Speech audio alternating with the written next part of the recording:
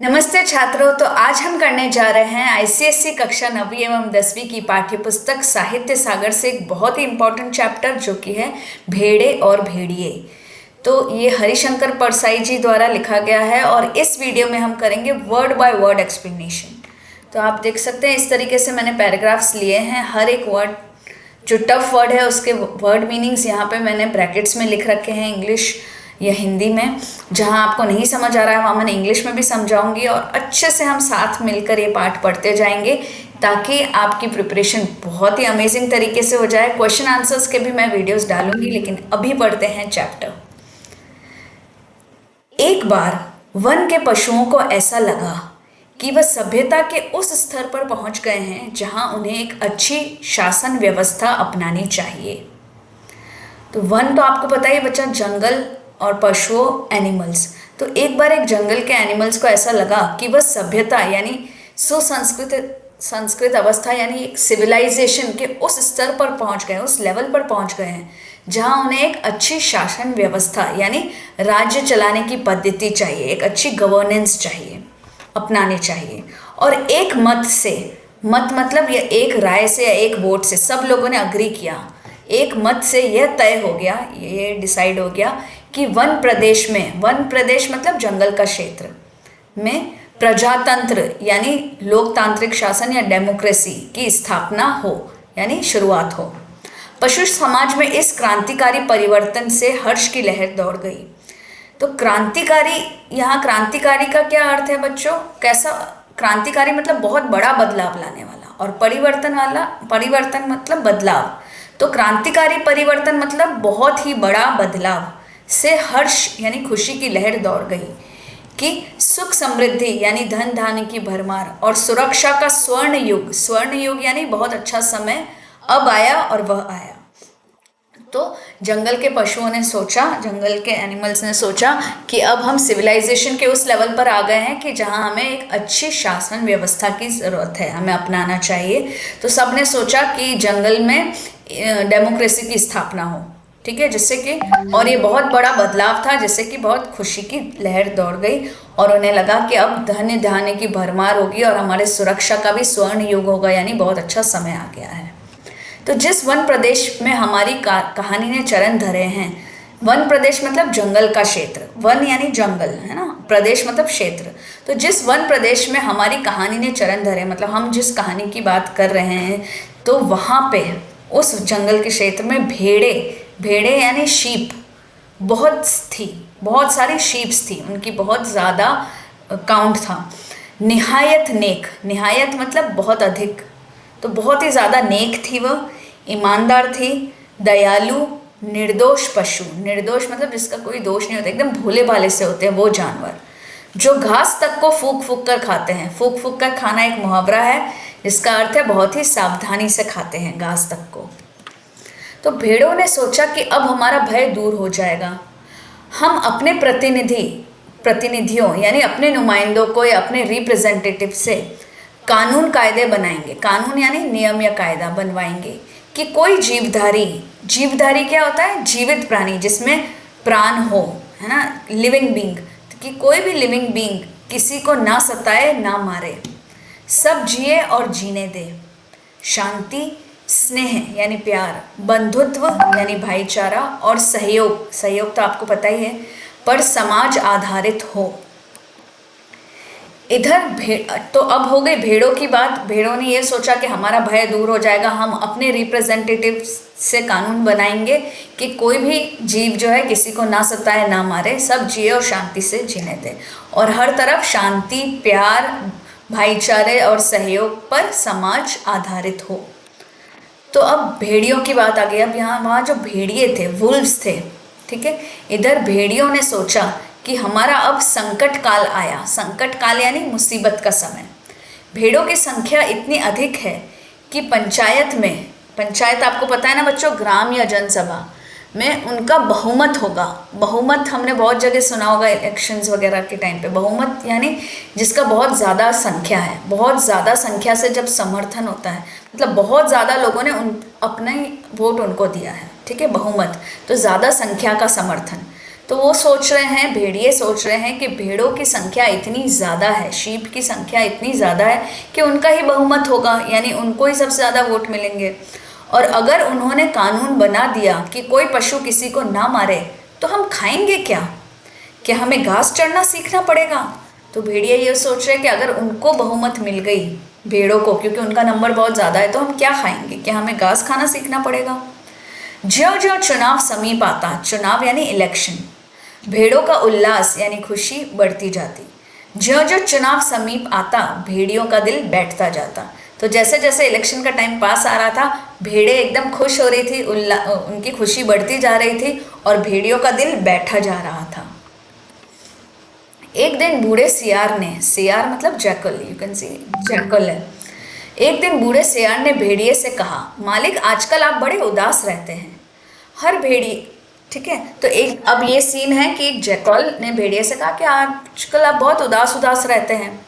तो बच्चों आपकी इन्फॉर्मेशन के लिए ये चीज़ है कि हर भेड़िए के आसपास 2-4 सियार रहते ही है, ठीक है।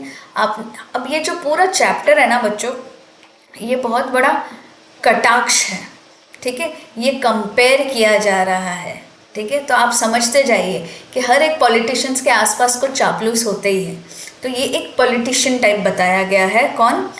वुल्फ, भेड़िया, और इसके पास चापलूस लोग हैं जैसे कि सियार, जो कि बहुत चालाक होते हैं। तो हर भेड़िए के आसपास 2-4 सियार रहते ही हैं।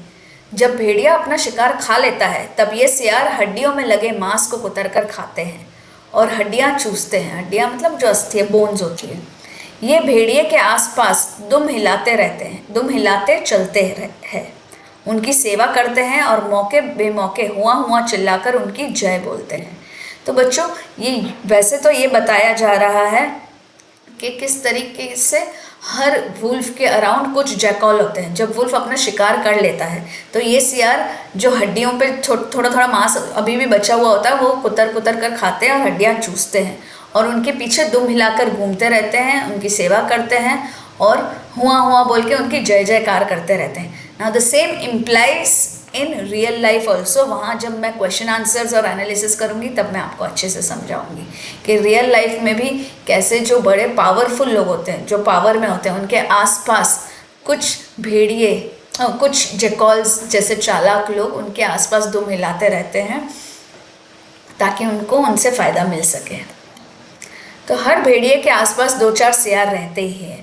जब भेड़िया अपना शिकार खा लेता है तब ये सियार हड्डियों में लगे मांस को कुतर कर खाते हैं और हड्डियाँ चूसते हैं। ये भेड़िए के आसपास दुम हिलाते चलते हैं और उनकी सेवा करते हैं और मौके बेमौके हुआ चिल्लाकर उनकी जय बोलते हैं।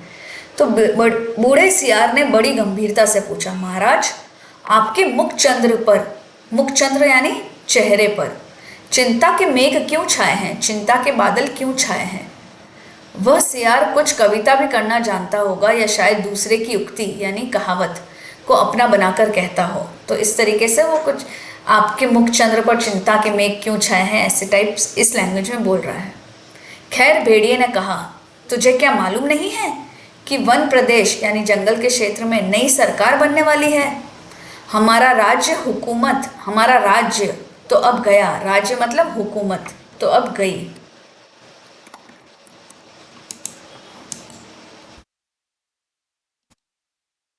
सियार ने दांत निपोर कर कहा। दांत निपोर कर कहना मतलब जब मक्कारी से, है ना, मक्कारी से हम मुस्कुराते हैं ना, मक्कारी भरी मुस्कान के साथ जब हम दांत दिखाते हैं तो उसे दांत निपोरना कहते हैं। तो सियार ने दांत निपोर कर कहा, हम क्या जाने महाराज, हमारे तो आप ही माई बाप है, हम तो कोई और सरकार नहीं जानते। आपका दिया खाते हैं, आपके गुण गाते हैं।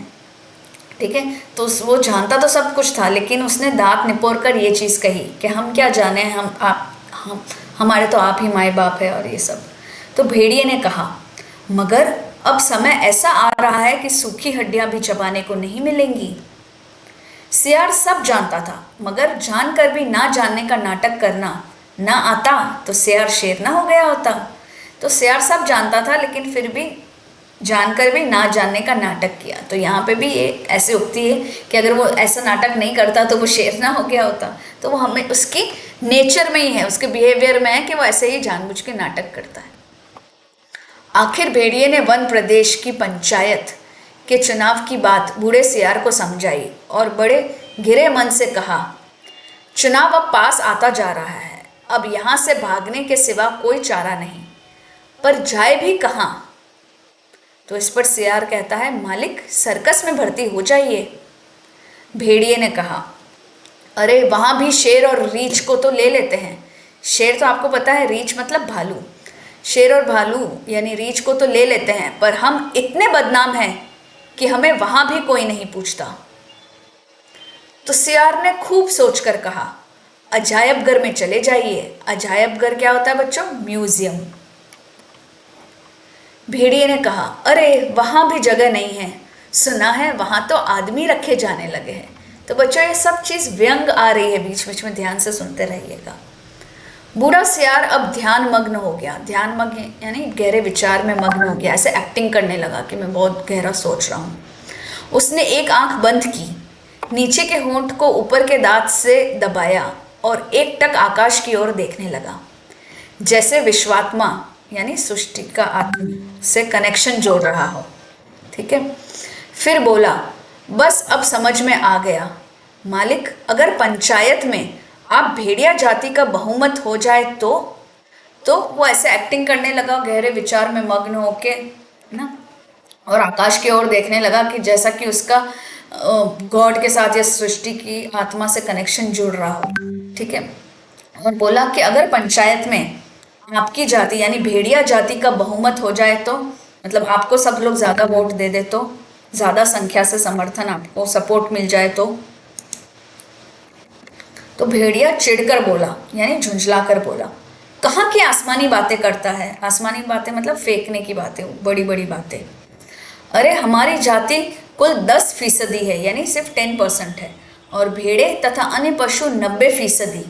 भला वे हमें काहे को चुनेंगे। तो बोलते हैं कि हमारी जो जाति है, हमारी जो पॉपुलेशन है वो सिर्फ 10% है, और भेड़े और दूसरे जो पशु है वो 90% है।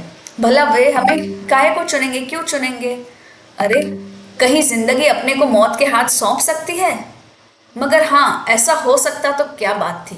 तो बोलते हैं कि वो हमको क्यों चुनेंगे, क्या जिंदगी अपने आप को मौत के हाथ में सौंप सकती है, क्योंकि उनको पता है कि हम उनको खा जाएंगे, है ना।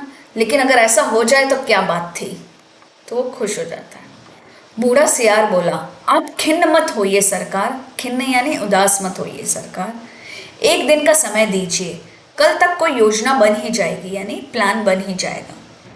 मगर एक बात है, आपको मेरे कहे अनुसार कार्य करना पड़ेगा। आपको मैं जैसा कहता हूँ वैसा काम करना पड़ेगा। मुसीबत में फंसे भेड़िए ने आखिर सियार को अपना गुरु माना और आज्ञा पालन की शपथ ली। आज्ञा पालन मतलब आदेश मानने की प्रतिज्ञा ली यानी प्रॉमिस किया। दूसरे दिन बूढ़ा सियार अपने तीनों सियारों को लेकर आया। तो बूढ़ा सियार अब 3 सियार को लेकर आया। उनमें से एक को पीले रंग में रंग दिया, एक येलो कलर का था, दूसरे को नीले में और तीसरे को हरे में। तो 3 कलरफुल सियार लेके आया वो, जिसको उसने पेंट कर दिया था। भेड़िए ने देखा और पूछा, अरे ये कौन है। बूढ़ा सियार बोला, ये भी सियार है सरकार, मगर रंगे सियार है, आपकी सेवा करेंगे।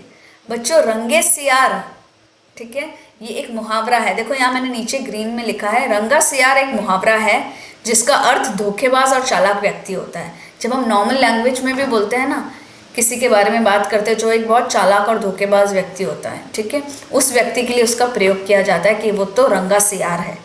जो दूसरों को छल और कपट से ढकता है वो रंगे सियार होते हैं। ठीक है, तो बूढ़ा सियार बोलता है, ये भी सियार है सरकार, मगर रंगे सियार है, आपकी सेवा करेंगे और आपके चुनाव का प्रचार करेंगे यानी प्रोपोगेंडा करेंगे। आपके चुनाव का प्रोपोगेंडा करेंगे, आपके बारे में सब जगह फैलाएंगे अच्छी बातें। ठीक है, तो भेड़िए ने शंका की यानी संदेह किया, डाउट किया, मगर इनकी बात मानेगा कौन, ये तो वैसे ही छल कपट यानी धोखे के लिए बदनाम है। सियार ने भेड़िए का हाथ चूमकर कहा, बड़े भोले हैं आप सरकार।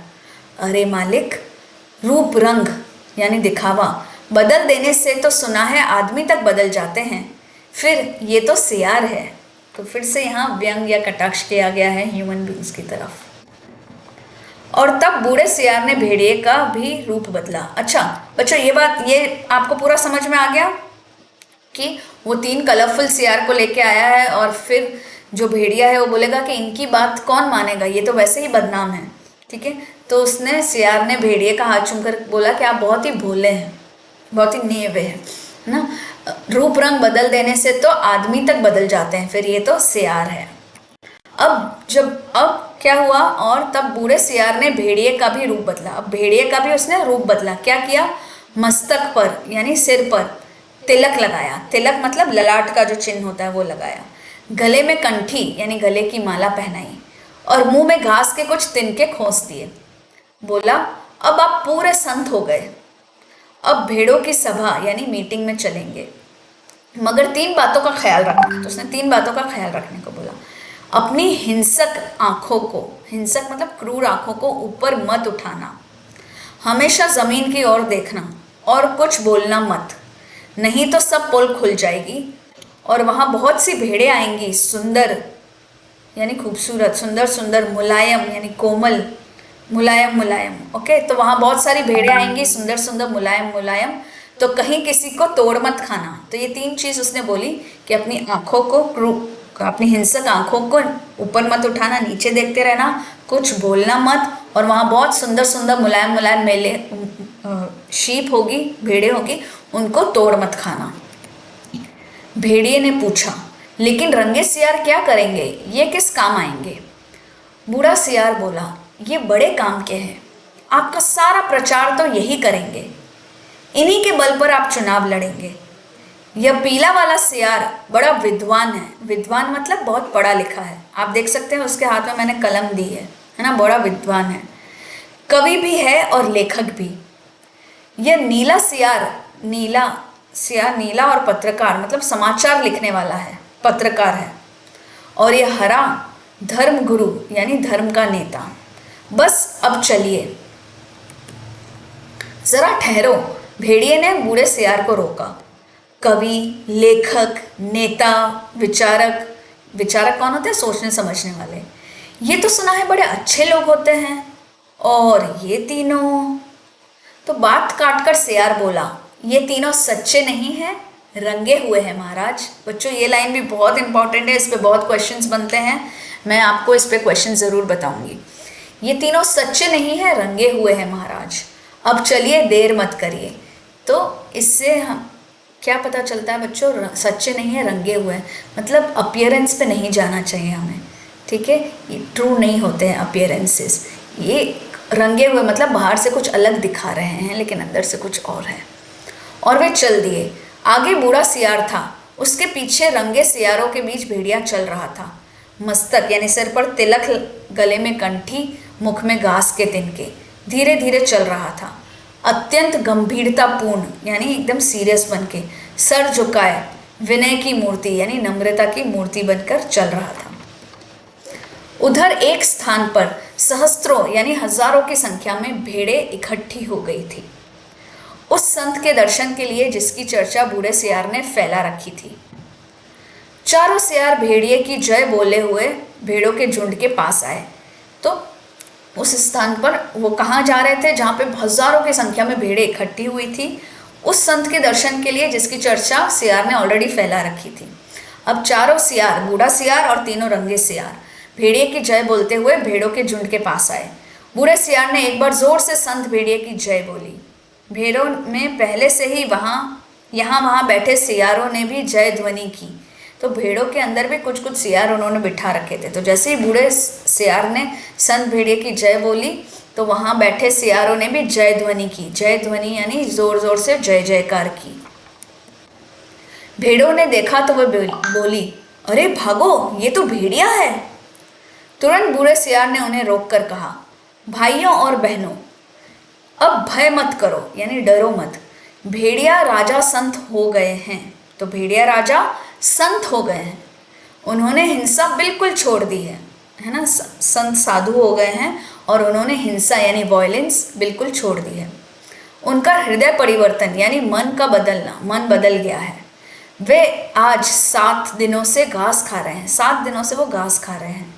रात दिन भगवान के भजन और परोपकार में लगे रहते हैं। परोपकार मतलब दूसरों की भलाई, है ना। तो दूसरों की भलाई में लगे रहते हैं, रात दिन भगवान के भजन और परोपकार में लगे रहते हैं। उन्होंने अपना जीवन जीव मात्र की सेवा में अर्पित कर दिया है। तो उन्होंने जो अपनी पूरी लाइफ है सिर्फ जीवों की, जीव मात्र मतलब सिर्फ जीवों की, जो लिविंग बींग्स हैं उनकी सेवा में अर्पित कर दिया, यानी समर्पित कर दिया है। अब वे किसी का दिल नहीं दुखाते, किसी का रोम तक नहीं छूते, मतलब किसी के रोम मतलब यहाँ जो छोटे छोटे हेयर्स होते हैं ना स्किन पे, वो भी नहीं छूते हैं। भेड़ों से उन्हें विशेष प्रेम है, जो शीप है उनसे उनको बहुत ज़्यादा प्यार है। इस जाति ने जो कष्ट सहे हैं उनकी याद करके कभी कभी भेड़िया संत की आंखों में आंसू आ जाते हैं। तो बोलते हैं कि भेड़ों से तो उन्हें स्पेशली प्यार है, और इन्होंने इतने कष्ट सहे हैं, इतने दुख सहे हैं, वो याद कर करके कभी कभी भेड़िए की आंखों में आंसू तक आ जाते हैं। उनकी अपनी भेड़िया जाति ने जो अत्याचार आप पर किए हैं उनके कारण भेड़िया संत का माथा लज्जा से जो झुका है सो झुका ही हुआ है। तो अब ये बोल रहे हैं कि जो उनकी ही जाति है, भेड़िया जाति, जो वुल्फ जाति है, उन्होंने जो अत्याचार आप पे किए हैं, जो जुल्म आप पे किए हैं, ठीक है, उसके कारण भेड़िया संत का माथा शर्म से यानी लज्जा से झुका हुआ है। ठीक है, और ऐसा झुका है तो झुका ही हुआ है, वो वापस ऊपर नहीं कर रहे हैं उसको।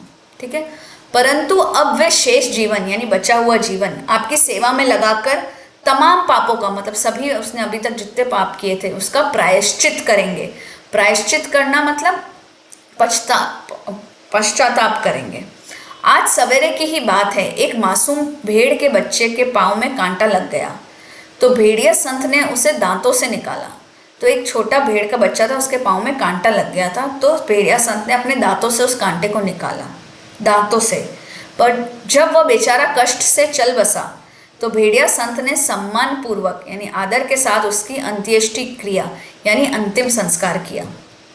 तो अंत्येष्टि क्रिया की, तो वो इस तरीके से समझा रहे हैं कि आज सुबह ही एक मासूम, एक्चुअली उसने खा लिया था उस भेड़ के बच्चे को, बट वो इस तरीके से समझा रहे हैं कि एक भेड़ के जो बच्चे के अंदर पेड़ में उनके पैरों में कांटा चुभ गया था, कांटा निकालते वक्त वो कष्ट से वैसे ही मर गया। ठीक है, तब भेड़िया संत ने उसे आदर से उसका अंत्येष्टि क्रिया की। उनके घर के पास जो हड्डियों का ढेर लगा है उसके दान की घोषणा उन्होंने आज सवेरे ही की। तो उसके घर के बाहर जो हड्डियों का ढेर लगा है, जो उन्होंने शीप को ही खा खा के किया है, उसके दान की घोषणा यानी ऐलान उन्होंने आज सुबह ही किया है। अब तो वह सर्वस्व यानी सब कुछ त्याग चुके हैं यानी बलिदान कर चुके हैं। अब आप उनसे भय मत करें, अब आप उनसे ना डरें, उन्हें अपना भाई समझे। बोलो सब मिलकर संत भेड़िया जी की जय। भेड़िया जी अभी तक उसी तरह गर्दन डाले विनय यानी नम्रता की मूर्ति बने बैठे थे। बीच में कभी कभी सामने की ओर इकट्ठी भेड़ों को देख लेते और टपकती हुई लार को घुटक जाते। तो भेड़िया जी अभी तक उसी तरह विनम्रता की मूर्ति बनकर नीचे झुका के बैठे थे। कभी कभी बीच में सामने की ओर जो भेड़ें बैठी थी उनको देख लेते और उनको देख के उनके मुंह में लार टपकती, तो वो बता तो नहीं सकते थे, वो उसी लार को घुटक जाते थे। बूढ़ा सियार फिर बोला, भाइयों और बहनों, मैं भेड़िया संत से अपने भेड़िया संत ने अपने मुखारविंद से आपको प्रेम और दया का संदेश देने की प्रार्थना करता। ठीक है, तो वो बोलता है कि मैं, ठीक है, बूढ़ा सियार फिर से बोला, भाइयों और बहनों, मैं भेड़िया संत से अपने मुखारविंद मतलब अपने मुख से, अपने मुंह से, मुखारविंद क्यों बोल रहा है कि जैसे कि राजा की बात करते हैं तो बड़े लोग के मुख से, तो मुखारविंद से, है ना, अरविंद से उसको कंपेयर किया है, मुख प्लस अरविंद से बना हुआ है ये वर्ड। तो मैं भेड़िया संत से अपने ही मुंह से आपको प्रेम और दया का संदेश देने की प्रार्थना करता, पर प्रेम वर्ष, है ना, प्रेम के कारण, बहुत सारे लव के कारण उनका हृदय भर आया है, उनका जो दिल वो भर आया है, इतना वो आपसे प्रेम करते हैं, वो गदगद हो गए, मतलब बहुत खुश हो गए हैं। और भावातिरेक मतलब इमोशनल एक्सेस, बहुत ही ज़्यादा इमोशनल हो गए, बहुत ही ज़्यादा भाव उमड़ आए हैं उन्हें। तो भावातिरेक से उनका कंठ अवरुद्ध हो गया है, उनका जो गला है वो बंद हो गया है, वो बोल नहीं सकते, वे बोल नहीं सकते। अब आप इन तीनों रंगीन प्राणियों को देखिए, आप इन्हें न पहचान पाए होंगे। पहचाने भी कैसे? ये इस लोक के जीव तो है नहीं, ये तो स्वर्ग के देवता हैं। तो अब बूढ़ा सियार ना अपनी चालाकी कर रहा है। वो लोगों को बोल रहा है कि भाइयों और बहनों, मैं खुद भेड़िया संत से बोलता कि वो उनके मुखारबिंद से आपको प्रेम और दया का संदेश देते, लेकिन इतने प्यार से उनका दिल भर आया है, वो इतने गदगद हो गए और इतना इमोशनली भर गए हैं, इतना ज़्यादा इमोशनल एक्सेस हो गया है कि उनका जो कंठ है वो अवरुद्ध हो गया है, वो बोल नहीं सकते। तो अब आप इन 3 प्राणियों को देखिए, तो आप इन्हें पहचान तो नहीं पाए होंगे, 3 अलग अलग कलरफुल को बता रहा है वो। तो बोले कि कैसे पहचानोगे आप इसे?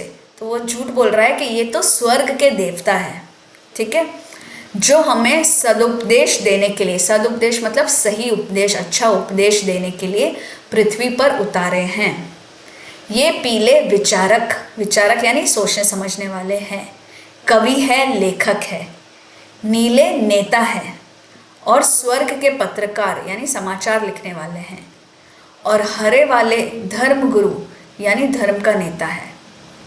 अब कविराज आपको स्वर्ग संगीत सुनाएंगे। तो हाँ कवि जी। तो अब इसने बूढ़े सियार ने तीनों का इंट्रोडक्शन किया है, और अब कवि जो है, जो पहले वाला येलो वाला, वो आपको स्वर्ग के संगीत सुनाएंगे।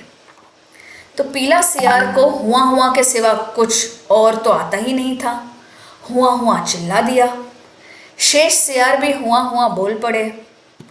बूढ़े सियार ने आंख के इशारे से शेष सियारों को यानी बचे हुए जो दूसरे सियार थे उनको मना कर दिया, और चतुराई से बात को यूं कहकर संभाला, भाई कवि जी तो कोरस में गीत गाते हैं, पर कुछ समझे आप लोग? कैसे समझ सकते हैं? अरे कवि की बात सबकी समझ में आ जाए तो वो कवि काहे का? उनकी कविता में तो शाश्वत के स्वर यानी अनंत काल के स्वर या ध्वनि या आवाज फूट रहे हैं। वे कह रहे हैं कि जैसे स्वर्ग में परमात्मा यानी ईश्वर है, वैसे ही पृथ्वी पर भेड़िया। तो अब जब उसने पीले सियार को बोलने का मौका दिया बच्चों, तो उसे तो सिर्फ हुआ हुआ बोलने आता था, तो वो हुआ हुआ बोल पड़ा। तो जैसे ही वो हुआ हुआ बोल पड़ा, आपको पता है कि बाकी जितने भी सियार होते हैं उनकी भी आदत है, जब एक वुल्फ आवाज़ देता है तो दूसरे भी आवाज़ देने लग जाते हैं, एक जैकॉल सॉरी, तो वो दूसरे जैकॉल में चिल्लाने लग गए, ठीक है। तो बूढ़े सियार ने आँख के इशारे से दूसरे लोगों को शांत कराया, और भेड़ों और चतुराई से अपनी बात को संभालते हुए भेड़ों को क्या बोला कि आपको कुछ समझ में आया ये क्या बोल रहे हैं? वैसे तो ये कोरस में गाने की आदत है, लेकिन आप कुछ समझ पाए क्या गाया वो? तो कैसे समझोगे, क्योंकि अगर कवि की बात सबकी समझ में आ जाती तो क्या पूछना था, है ना। कवि ऐसा होता ही नहीं है जिसकी बात सबकी नॉर्मल लोगों के समझ में आ जाए, ठीक है। तो उनकी कविता में शाश्वत के स्वर यानी परमात्मा या अनंत काल की आवाज़ फूट रही है। वे कह रहे हैं कि जैसे स्वर्ग में परमात्मा होते हैं, स्वर्ग में जिस तरीके से ईश्वर होते हैं, वैसे ही पृथ्वी पर भेड़िया। हे भेड़िया जी महान, आप सर्वत्र व्याप्त है। ये वन भूल से आ गया है बच्चों, टाइपिंग एरर है। तो वो कहता है हे भेड़िया जी महान, आप सर्वत्र व्याप्त है। सर्वत्र व्याप्त सर्वशक्तिमान है। सर्वत्र व्याप्त मतलब जो सब जगह है, हर जगह है। सर्वत्र मतलब सब जगह, व्याप्त है मतलब प्रेजेंट है। सर्वशक्तिमान यानी सबसे शक्तिशाली है। प्रातः यानी मॉर्निंग में आपके मस्तक यानी सर पर तिलक करती है, यानी मॉर्निंग आपके सिर पर तिलक करती है। सांझ को यानी इवनिंग को उषा आपका मुख चूमती है। उषा जो लाइट आती है वो आपका मुख चूमती है। पवन यानी हवा आप पर पंखा करती है। और रात्रि को यानी रात को आपकी ही ज्योति मतलब आपकी ही जो चमक है, जो रोशनी है, लक्ष्य लक्ष्य होकर, लक्ष्य मतलब एक लक्ष्य मतलब 1 लाख, तो लाख लाख खंड होकर, खंड मतलब टुकड़े होकर, लक्ष्य लक्ष्य खंड यानी टुकड़े, छोटे छोटे फ्रैगमेंट्स होते हैं, खंड होकर आकाश में तारे बनकर चमकती है। हे विराट, विराट यानी बहुत बड़े, बहुत विशाल, आपके चरणों में इस शुद्र यानी छोटे से तुच्छ का प्रणाम है। तो ये क्या बोल रहा है जैकॉल कि आप तो सर्वत्र व्याप्त है, मतलब हर जगह प्रेजेंट है, ओमनी प्रेजेंस है, सर्वशक्तिमान है, सबसे शक्तिशाली है। सुबह जो है आपके सर पर तिलक करती है, मॉर्निंग। सांझ को उषा आपका मुख चूमती है। हवा पवन आप पर पंखा करती है। और रात को आपकी ही चमक से, आपकी ही ज्योति से, आपकी जो ज्योति निकली है उसके बहुत सारे फ्रेगमेंट्स होकर आकाश में तारे बनकर चमकती है और बहुत बड़े विशाल है। हे विराट, आपके चरणों में इस शुद्र यानी छोटे से तुच्छ प्राणी का प्रणाम है। फिर नीले रंग की सियार की बारी आई। फिर नीले रंग के सियार ने कहा, निर्बलों यानी कमजोरों की रक्षा बलवान यानी ताकतवर ही कर सकते हैं। भेड़े कोमल यानी नर्म है, निर्बल यानी कमजोर है, अपनी रक्षा नहीं कर सकती। भेड़िए बलवान हैं, इसलिए उनके हाथों में अपने हितों को छोड़, हितों मतलब अपनी भलाई, अपने हित को छोड़ निश्चिंत हो जाओ यानी चिंता मुक्त हो जाओ। वे भी तुम्हारे भाई है, आप एक ही जाति के हो, तुम भेड़ व भेड़िया। कितना कम अंतर है, मतलब कितना कम डिफरेंस है। और बेचारा भेड़िया व्यर्थ ही यानी बिना कारण ही बदनाम कर दिया गया है कि वह भेड़ों को खाता है। तो नीले रंग के सियार ने कहा कि निर्बल जो कमज़ोर होते हैं उसकी रक्षा ताकतवर लोग ही कर सकते हैं।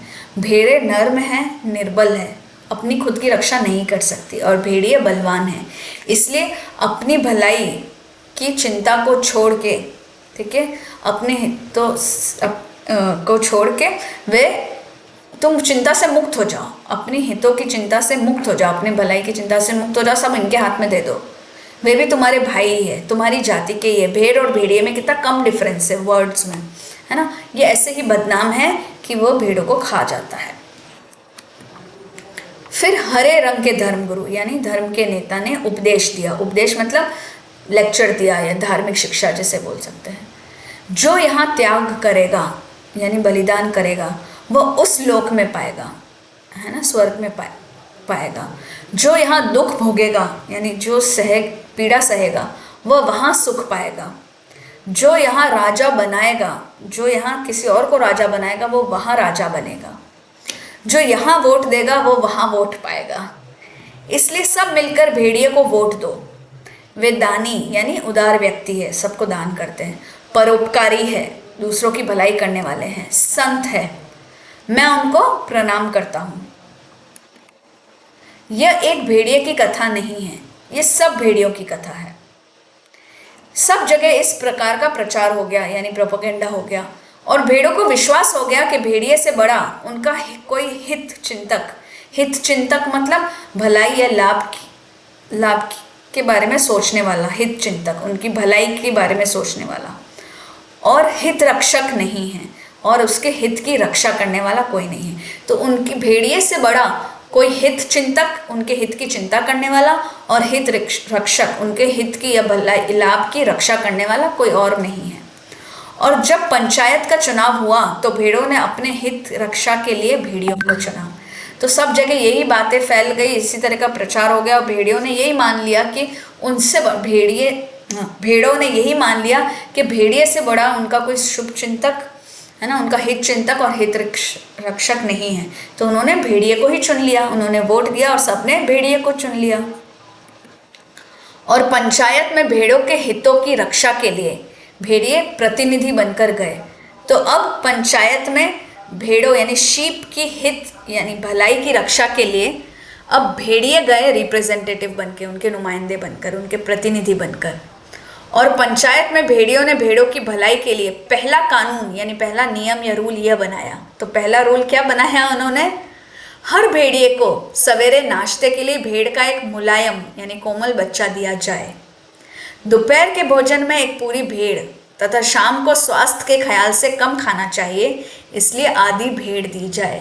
तो सब भेड़ों ने इस रॉन्ग प्रोपोगेंडा की बातों में आ गए, उन्होंने इलेक्शन में उनको ही भेड़ियों को वोट दे दिया, और पंचायत में भेड़ों की रक्षा करने के लिए जो शीप है उन सब की रक्षा करने के लिए उनका कौन प्रतिनिधि गया, कौन इलेक्ट होके गया? भेड़िए। और पंचायत में उनकी भलाई के लिए उन्होंने पहला कानून क्या बनाया कि हर भेड़िए को सुबह नाश्ते के लिए, ब्रेकफास्ट के लिए भेड़ का एक मुलायम बच्चा दिया जाए, दोपहर के भोजन में एक पूरी भेड़ दी जाए, और शाम को स्वास्थ्य का क्योंकि ख्याल रखना पड़ता है इसलिए आधी भेड़ दी जाए। तो बच्चों आप समझ गए इस व्यंग को कि उन्होंने उनकी भलाई के लिए कैसा बनाया, रूल बनाया। तो बच्चों अगर आपको ये एक्सप्लेनेशन समझ आया हो, अच्छा लगा हो, तो प्लीज़ कमेंट बॉक्स में ज़रूर लिखिए, इससे हमें बहुत प्रेरणा मिलती है, इससे मैं बहुत मोटिवेट होती हूँ। ऑल्सो प्लीज़ शेयर कीजिए अपने फ्रेंड्स के साथ। अगर आपने हमारे चैनल को अभी तक सब्सक्राइब नहीं किया है तो अभी कर लीजिए।